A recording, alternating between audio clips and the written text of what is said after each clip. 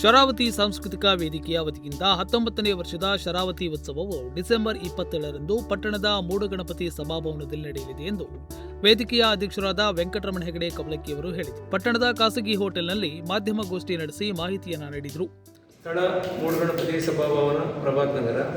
ದಿನಾಂಕ ಡಿಸೆಂಬರ್ 27 ಸಂಜೆ 5 ಗಂಟೆಯಿಂದ ಈ ವರ್ಷದ ಶರಾವತಿ ಉತ್ಸವದಲ್ಲಿ ವಿಶೇಷವಾಗಿ ನಾವು ನಮ್ಮ ಶರಾವತಿ ಸಾಂಸ್ಕೃತಿಕ ವೇದಿಕೆಯ ಗೌರವ ಅಧ್ಯಕ್ಷರಾಗಿ 18 ವರ್ಷಗಳ ಕಾಲ ಸುದೀರ್ಘ ನಮ್ಮ ಜೊತೆಗೆ ಕೆಲಸ ಮಾಡಿದಂಥ ದಿವಂಗತ PS ತುಪ್ಪೋಣಿಯವರು ಅಕಾಲಿಕ ಮರಣ ಹೊಂದಿದ ಕಾರಣ ಅವರ ಹೆಸರನ್ನು ಶಾಶ್ವತವಾಗಿ ನೆನಪಿಟ್ಟುಕೊಳ್ಳುವ ಉದ್ದೇಶದಿಂದ ನಾವು ಶರಾವತಿ ಸಾಂಸ್ಕೃತಿಕ ವೇದಿಕೆಯಿಂದ PS ತುಪ್ಪೋಣಿ ಸ್ಮಾರಕ ಪ್ರಶಸ್ತಿ, ಸಹಕಾರಿ ಹೇಳುವಂಥ ಪ್ರಶಸ್ತಿಯನ್ನು ಪ್ರಥಮ ಬಾರಿಗೆ ಕೊಡಲು ನಿರ್ಧರಿಸಿದ್ದೇವೆ.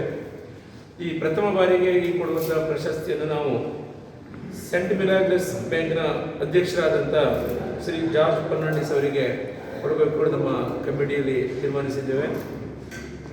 ಅದರಂತೆ ಈ ವರ್ಷದ ಸಭಾ ಕಾರ್ಯಕ್ರಮ ಅದರಂತೆ ಇನ್ನುಳಿದ ಇಬ್ಬರಿಗೆ ನಾವು ಆವತ್ತು ಸನ್ಮಾನ ಮಾಡ್ತಾ ಇದ್ದೇವೆ. ಖ್ಯಾತ ಯಕ್ಷಗಾನ ಕಲಾವಿದ ವಿಷ್ಣು ಆಚಾರಿ ಬೋಡ್ಕೂರಿ ಅವರಿಗೆ ಹಾಗೂ ತುಳಸು ಬೀರ್ಗೌಡ ಜಾನಪದ ರತ್ನ ಪ್ರಶಸ್ತಿ ಪುರಸ್ಕೃತರು ಇವರಿಗೆ ಸನ್ಮಾನವನ್ನು ಇಟ್ಕೊಂಡಿದ್ದೇವೆ. ಸಭಾ ಕಾರ್ಯಕ್ರಮವನ್ನು ಸಹಾಯಕ ಅರಣ್ಯ ಸಂರಕ್ಷಣಾಧಿಕಾರಿ ಲತಾ ಭಟ್ ಉದ್ಘಾಟಿಸಲಿದ್ದು, ಶ್ರೀಕುಮಾರ ಸಮೂಹ ಸಂಸ್ಥೆಯ ಅಧ್ಯಕ್ಷ ವೆಂಕಟರಮಣ ಹೆಗಡೆ ಕವಲಕ್ಕಿ ಕಾರ್ಯಕ್ರಮದ ಅಧ್ಯಕ್ಷತೆ ವಹಿಸಲಿದ್ದಾರೆ. ಸಭಾ ಕಾರ್ಯಕ್ರಮದ ನಂತರ ಮೇಧಾ ಭಟ್ ಒಗ್ಗರೆ ತಂಡದಿಂದ ಭಕ್ತಿ ಸಂಗೀತ, ವಿ ವಸುಧಾ ಶರ್ಮಾ ತಂಡದಿಂದ ಸುಗಮ ಸಂಗೀತ ಕಾರ್ಯಕ್ರಮ ಜರುಗಲಿದೆ ಎಂದು ಹೇಳಿದರು.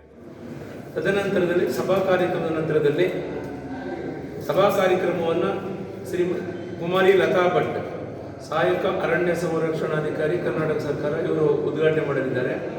ಮುಖ್ಯ ಅತಿಥಿಯಾಗಿ ಶ್ರೀ ಮಂಜುನಾಥ್ ನಾಯಕ್, ಉಪಾಧ್ಯಕ್ಷರು, ಕೇರ್ಸಪ್ಪ ಪಂಚಾಯತ,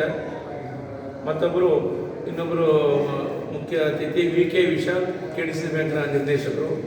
ಅವತ್ತಿನ ಕಾರ್ಯಕ್ರಮದ ಅಧ್ಯಕ್ಷತೆಯನ್ನು ಸಂಸ್ಥೆಯ ಅಧ್ಯಕ್ಷರಾದ ನಾನೇ ವಹಿಸ್ತಾ ಇದ್ದೇನೆ. ಸಭಾ ಕಾರ್ಯಕ್ರಮದ ನಂತರದಲ್ಲಿ ಸಾಂಸ್ಕೃತಿಕ ಕಾರ್ಯಕ್ರಮವನ್ನು ಏರ್ಪಡಿಸಿದ್ದೇವೆ.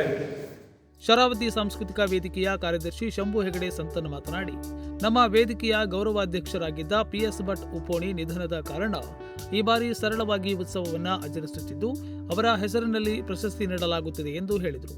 ಗೌರವ ಕಾರ್ಯದರ್ಶಿ ಗೋಪಾಲಕೃಷ್ಣ ಹೆಗಡೆ ಕಲಬಾಗ ಮಾತನಾಡಿ, ಸರ್ಕಾರಿ ಸೌಲಭ್ಯ ಇಲ್ಲದೆ ಇಷ್ಟು ವರ್ಷಗಳ ಕಾಲ ಉತ್ಸವ ನಡೆಸುತ್ತಾ ಬಂದಿದ್ದೇವೆ.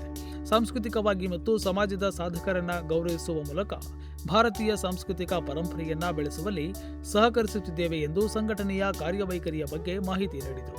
ನಾಗರಾಜ್ ನಾಯ್ಕ್, ನುಡಿಸಿರಿ ನ್ಯೂಸ್, ಹೊನ್ನಾವರ.